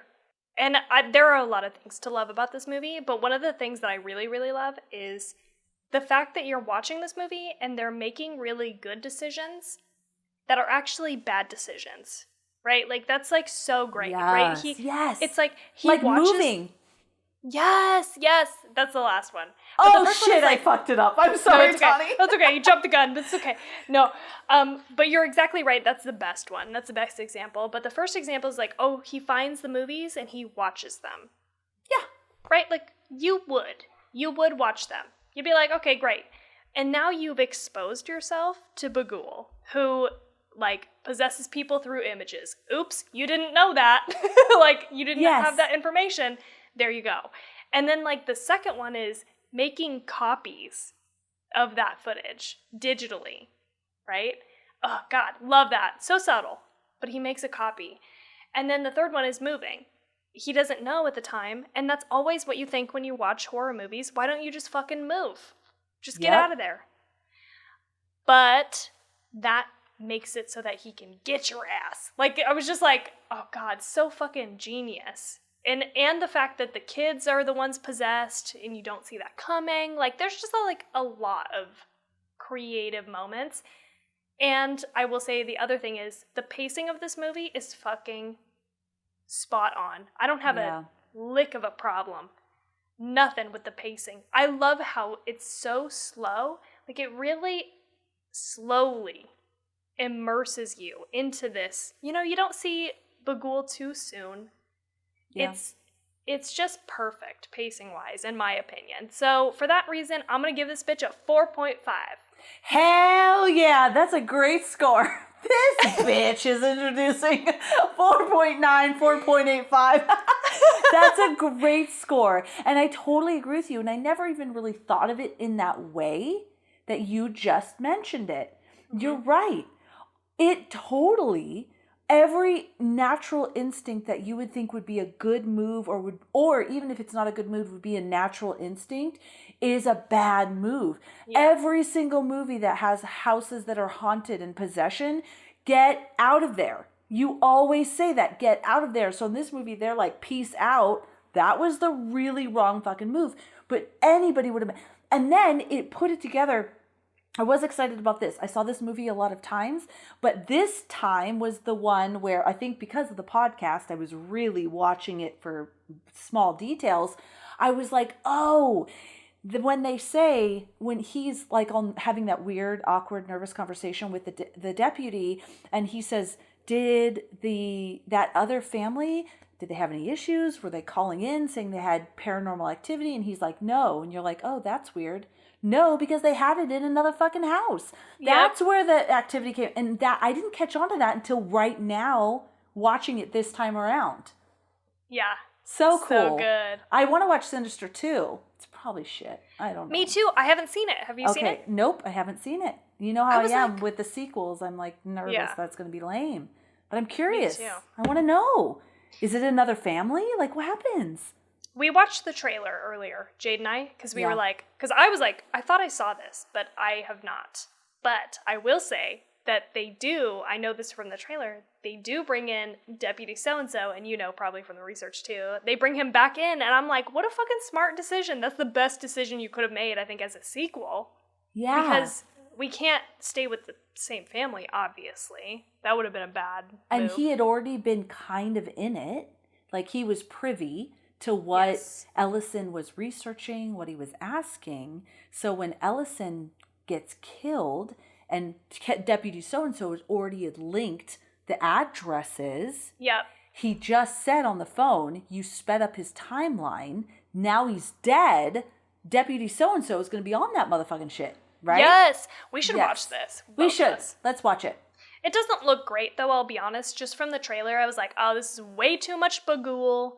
They're, like, overdoing the shit that they shouldn't do. Like, I feel like it's not going to be as good, but we should just do it for let's science do it. Or whatever. I like for science. We got to do this for science. It's for science. I love it. Oh my gosh, that was super fun. Like Tawny mentioned earlier, we are going to be watching The Grudge next. The Grudge. So that'll be next week. So watch along with us. And again, follow us so you can know what we're doing if you're interested. And we hope you are because we love you. Everywhere it's Two Chicks in a Horror Flick, except on Twitter, it's Two Chicks HF. We have our Patreon, which we're super excited about. So you can support the show as well as get some really great perks. We think they're really great, but we're open to your feedback as well. So we're excited about that. And welcome to the new year and welcome to our bloody birthday month, our happy bloody birthday month. We are going to do some cool stuff. We're going to, we have some creative posts to share. Yes, it's going to be so fun. And please, if you like our podcast, please rate and subscribe and do a review and all of that stuff. It just helps people find us. But also, something that I've also never thought about, Felicia, and I'm just going to throw this out here. If you like this and you know other people that like horror, please share our podcast with those people. Mind blown. I know. It's like share. I've never even thought about it. I know. Yeah, share. Oh my God. If you can share, yeah, please. And you never know. Like, if you really love it, this is something I found out. You really love it, and you don't know if other people would. I'm very surprised. I will just share the podcast. And the people that are like, oh yeah, I'm going to follow this page. I'm going to like it. I'm going to listen, are people I didn't even think about. You know what I mean? So even if you just share it because you love it, you never knew who you're going to bring in and capture into our horror community. Totally. So do all of those things, and we love you so much, and we are wishing you the best 2021 ever, and we hope you have such a good night and have no nightmares.